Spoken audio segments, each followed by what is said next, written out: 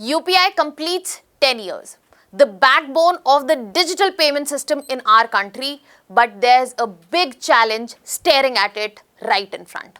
Hello everyone, welcome to Vajiram and Ravi's Flash News. My name is Shubhangi Singh, and in today's session we are going to understand that when we are looking at UPI, launched back in 2016, which has revamped the digital payment infrastructure in our country, but at the same time, when we are looking at the upcoming years, the picture is not so clear. There are challenges and concerns ahead which need to be addressed in order to take UPI and the digital infrastructure in our country to the next level. So when we are looking at this question, the first thing that we need to understand that when we are talking about UPI, what kind of significance and what kind of transformation it has led to in the last decade itself. So when we are looking at this, we have to clearly understand the background as well. So let us begin with the background first. So when we are talking about UPI in our country, as I mentioned, it was launched in 2016 initially as just pilot, but later it was fully functional in that very year. Now something that was started as just an experiment has been transformational. How, you will ask me? Let us look at the numbers. As of now in our country, more than 55 crore people are using UPI. We have more than 700 entities involved with it. That means bank, payment systems and facilitators are involved. And when we are looking every year, new records are being set, such as we are looking at more than 28,000 crore digital transaction happening in our country. And when you look at this big number, you have to remember 86% is coming from UPI. Now in this context, another thing that you need to understand the glory and the significance is that when UPI came into the picture, it was not an immediate hit. It was something to gather momentum very gradually, very slowly. So if you look at this given graph, you can clearly see that when we are talking about January of 2016 and when demonetization came into picture, how ATM cash withdrawals had a setback, but at the same time when we are talking about value of UPI transaction, it did not, in terms of value, in terms of money that is being transacted, it did not pick up until 2 years. So that means whatever great numbers that we are talking about and looking at, that have been pretty much created in the last 8 years. And in this context, we also have to analyze at the very same time that why and how this unfolded in the last decade. So when we are looking at the whole timeline itself, we very clearly get to see that it all began in 2012-13 when RBI talked about the payment systems, and that was not something randomly spoken in a statement.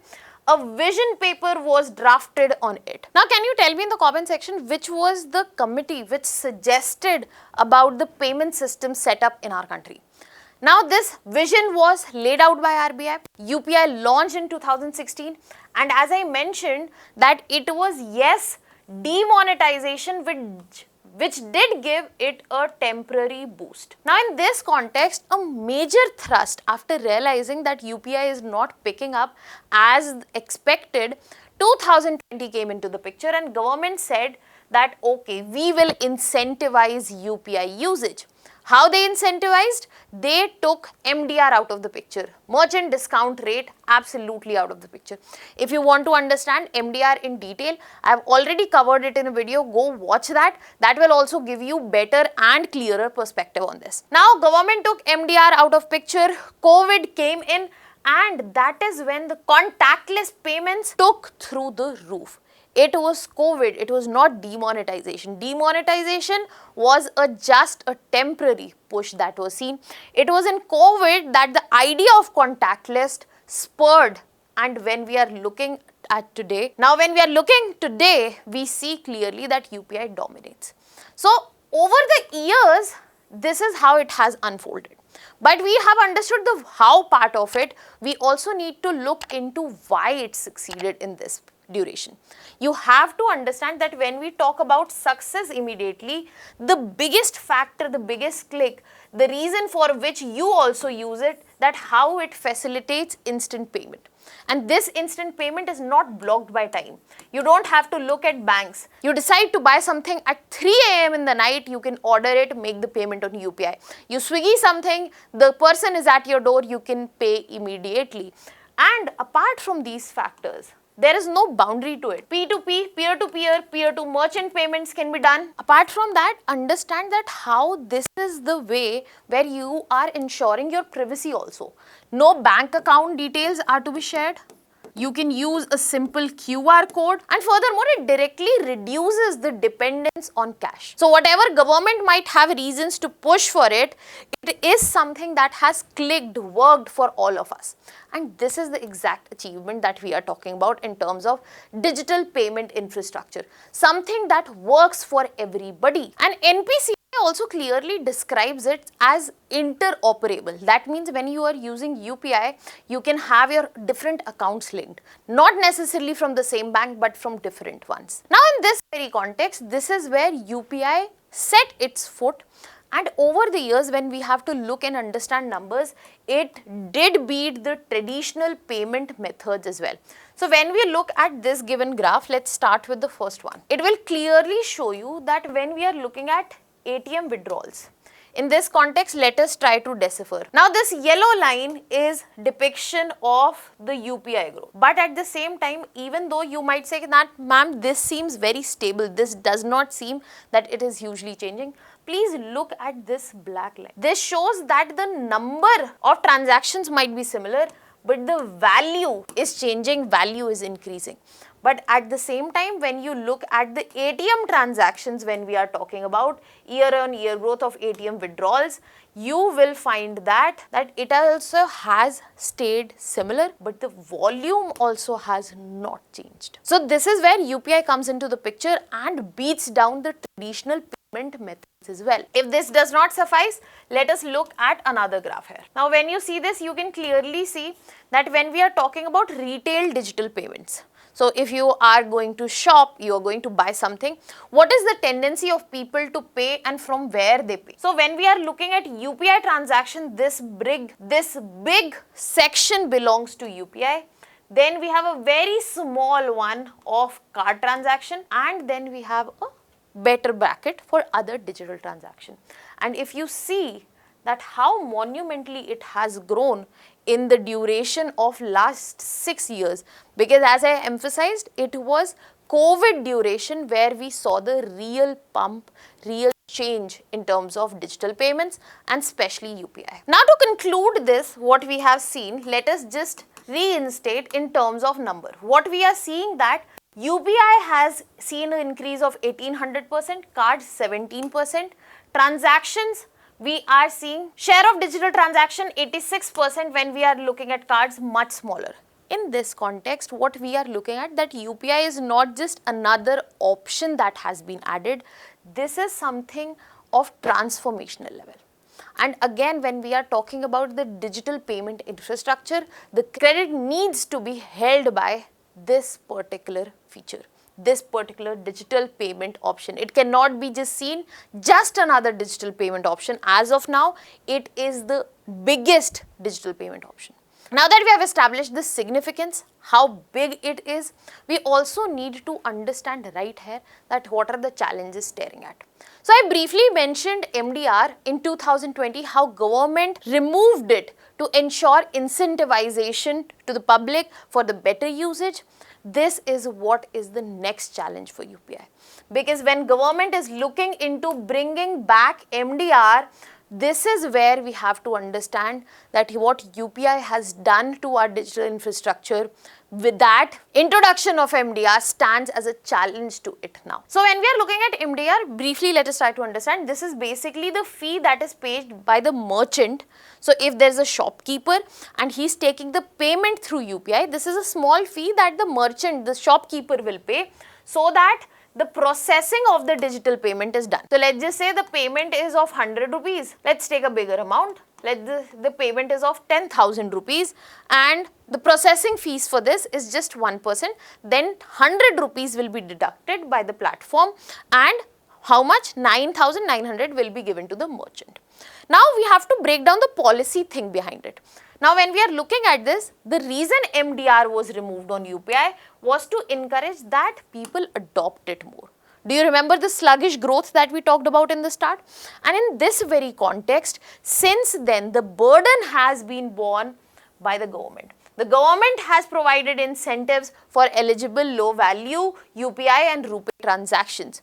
But the industry specialists for the longest time they have been asking that MDR should be back. Why? Because when we are looking at this payment ecosystem where UPI has flourished, UPI has ensured the flourishment of this ecosystem, this is where a huge infrastructure cost, compliance cost, that is 20,000 crore rupees annually, this is the burden that is sitting on the payment providers, the government, which are not charging MDR. So why do we need this fees? When we are talking about the platform, which will ensure transaction to be done, the infrastructure is involved, the compliance is involved, the platform needs to build, it needs to be maintained, and money is required for all of this. And this is cumulative of 20,000 crore every year. If we want this payment ecosystem to flourish in coming years, this burden needs to be released from the industry and just the government, and we need to bring high value transactions into the picture. So as of now, let me clarify, government has not said any MDR will be placed, only the bill which enables placement of MDR has been passed. No announcement has been made, no clarification has been given, MDR is not into the picture. But yes, MDR is something very sensitive which can change how the payment ecosystem at present looks like. In this very context, this is not the only challenge we are looking at. We are also staring at a bigger problem which exists within the payment ecosystem. Because when we are breaking it down and we are seeing that the new challenge is of concentration and also competition. Now when we look at this given graph, you will be able to see that there are top 3 UPI apps, and these apps have the concentration of volume share as well as value share. When we are looking at a bank as big as SBI, it only handles 0.1% of the UPI volume. When we are looking at just 2 apps, we are seeing that 80% is being contributed by them. Now, this is where we see that duopoly, monopoly comes into the picture. So MDR is not the only barrier, only challenge which can actually put a full stop, a comma in the digital payment ecosystem and the flourishment that we are talking about and that we have seen in the last decade. In this context, what we are looking at, that NPCI is saying that we will put a 30% market share cap, but this has not been put out in real time. They have been saying that, but they have been postponing it as well. As of now, the deadline is this year, but we have no surety if this will be maintained or if this will be further postponed. Now, this is exactly what shows us that the private payment platforms, they have gained enormous scale, but when we are looking at large banks, public banks, they have struggled in terms of transaction volume. So, this brings us to the competition policy that needs to come to our digital payment ecosystem, where efficiency also needs to come into the digital payment ecosystem.